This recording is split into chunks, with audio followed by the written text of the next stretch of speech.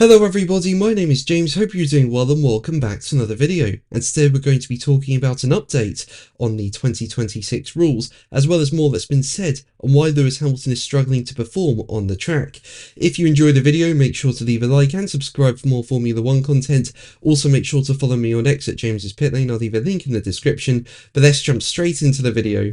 So let's start with the new regulations for 2026 and what's going on with them. Now, as part of the new rules, there'll be a 50-50 split in the power unit output between the internal combustion engine and the electrical power. Now, currently in 2025, the electrical motor produces 20% of the power. So it's a big increase for 2026. But in the latest F1 Commission meeting, a discussion was held involving next year's engine manufacturers to decrease the amount of electrical energy for the 2026 technical regulations. And the proposed change would have seen a drop in power from the electrical motor from 350 kilowatts to 200 kilowatts, and that would have resulted in a 60-40 split. And the reason behind this was due to fears that the drivers would run out of battery on power-sensitive circuits with long straights, forcing the drivers to lift and coast before the braking zone.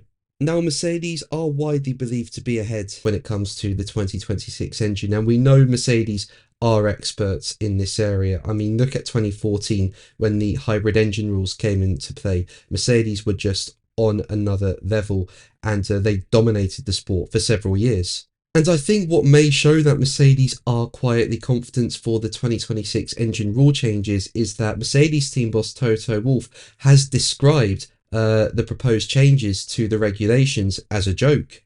But Red Bull team boss Christian Horner, whose team is producing their own power units for 2026, said the proposal was pretty sensible, with him being quoted by Sky F1 as saying, "Mercedes seem pretty confident with the job that they've done for next year. This is something that we asked to be looked at 2 years ago, and it's not something that we've pushed to be on the agenda this week at all. The FIA has gone away and done their research, and I think what they want to desperately avoid is a lot of lifting and coasting in the Grand Prix itself, which is going to be not particularly good for the sport and hugely frustrating for the drivers.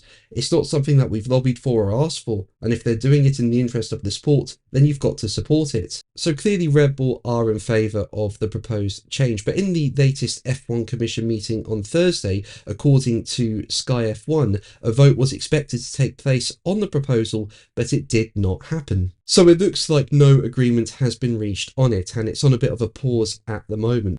But according to BBC Sport, bosses have agreed in principle to a mechanism that would allow engine manufacturers facing a performance shortfall under next year's new rules to catch up. With the FIA saying in a statement, the F1 Commission discussed in principle refinements to the engine management strategy for 2026, as well as measures to address financial issues that can be faced by power unit manufacturers that experience low performance or significant reliability issues in 2026. All of these topics will be discussed in more detail among the specialists in the appropriate advisory committees. But let's move on to Lewis Hamilton, with more being said about why he's currently struggling on the circuit. Now, as we know, this has not been the season Hamilton would have wanted. He's joined Ferrari, it was a fresh start for him, but aside from winning the sprint race in China, he has struggled to perform to the level of teammate Charles Leclerc. And Hamilton just seems to be struggling to find a good balance in the car. So what is going wrong for Hamilton? Well, according to Racing News 365, Hamilton's approach has always been to brake hard, brake late, and turn in sharply in what is known as Ving the corner. But the current cars, by their very nature, are heavy and prone to understeer, which means this is not the best way to carry the highest possible minimum speed through the apex.